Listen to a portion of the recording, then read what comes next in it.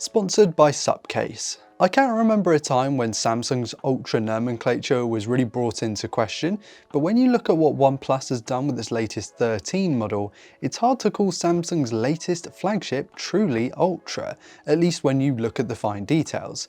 This is going to be a controversial head-to-head, so let's waste no time. Hey guys, I'm Ryan Thomas, and the first and probably most noticeable difference between these two smartphones is the price.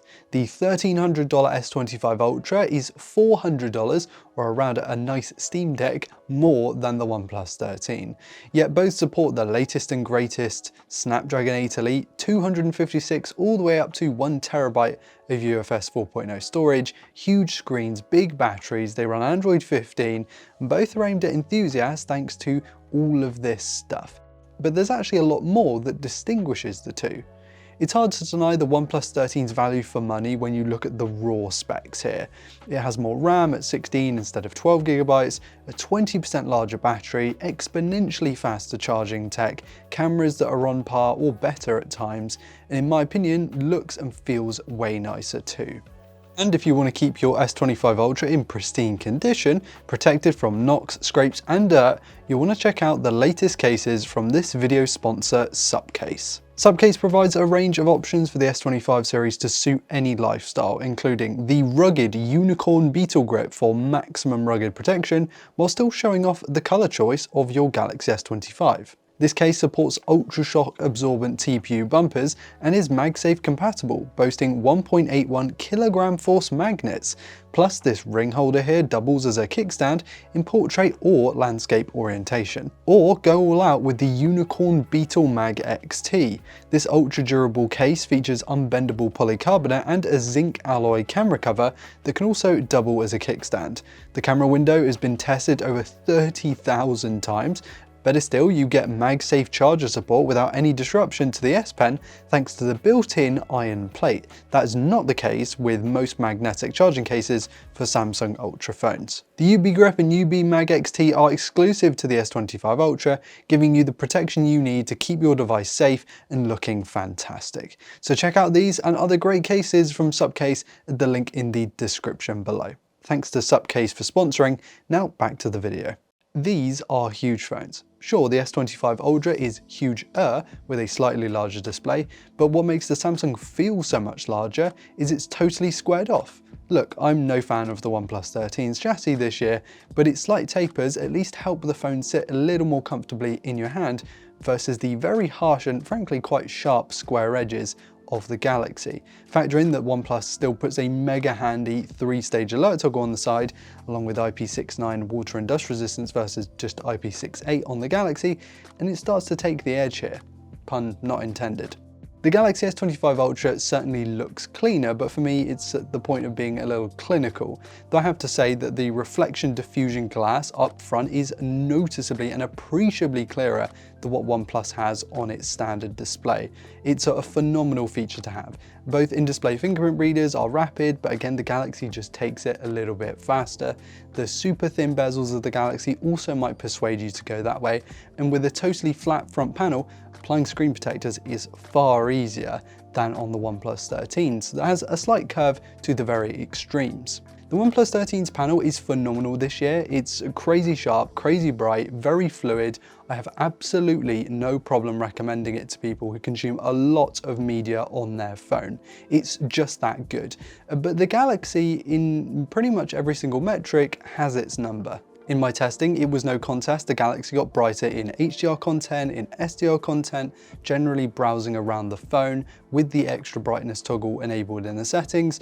This is with both screens set to max resolution, max refresh rate, max brightness. The S25 Ultra's display is just incredible this year. Really neck and neck with the Pixel 9 Pro XL's panel for the best in a smartphone in my opinion. And its totally flat front element is great for using the S Pen. This is still a unique factor that makes the Ultra the Ultra. It's perhaps one of the key reasons to buy it over any other flagship. Sure, it misses out on Bluetooth functionality this year, which is a shame, and it really shouldn't have been cut in my opinion, but it's not a game changer for a fair few people, those who probably never knew that that functionality even existed in the first place. Whether you're marking up screenshots, doodling away, the S Pen is unique and critical to a fair few people, and people who will only buy a Note or an Ultra because those are the only phones that come with a built-in stylus. And that's fair enough.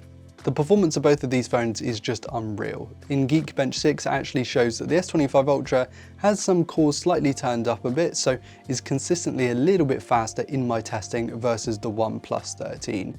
In practice, it's basically impossible to tell these apart. In high-end 3D games, general usage, whatever you throw at this thing, it's basically impossible to tell them apart.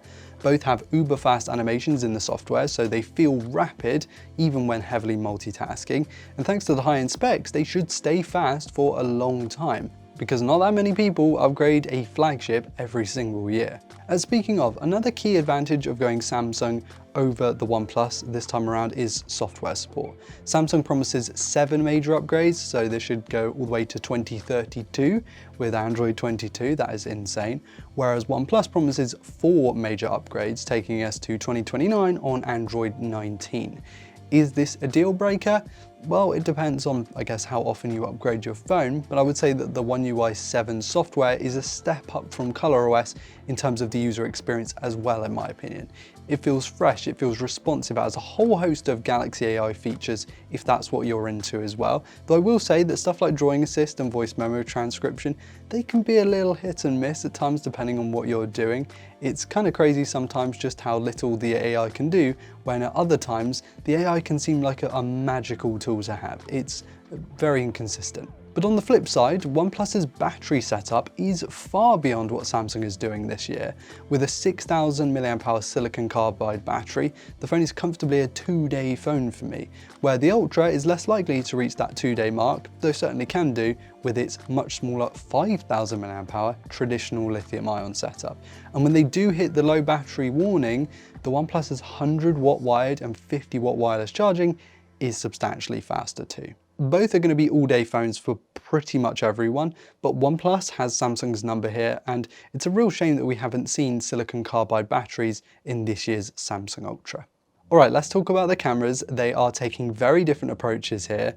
Samsung's gone all out on its bigger main sensor, the same one in the last 2 generations of Galaxy, but it lacks in the telephoto sensor size that makes up for this with additional optical range. 5 times topping out on the Galaxy versus 3 times topping out on the OnePlus. Samsung's ultra-wide is quite a bit more capable, and the system is able to capture Ultra HD 4K video at up to 120 FPS instead of just 60 with the OnePlus.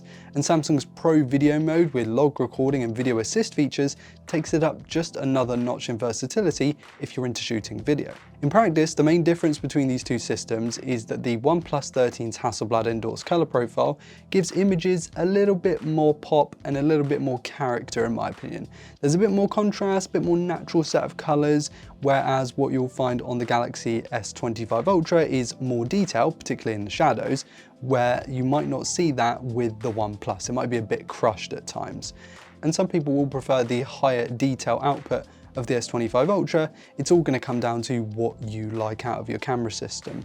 I prefer the OnePlus's images, but let me know in the comments which one of these you prefer, because of course this kind of thing is subjective. In video, the S25 Ultra's much improved setup is the standout winner for me.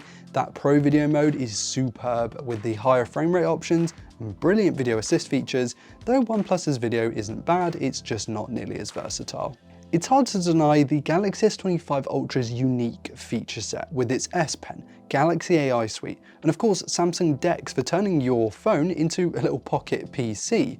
For my money, I'm going OnePlus every time. I like its nigh-on identical performance, better battery life and charging, the alert slide is huge for me, oh, and the colors that camera outputs, just plain better for me.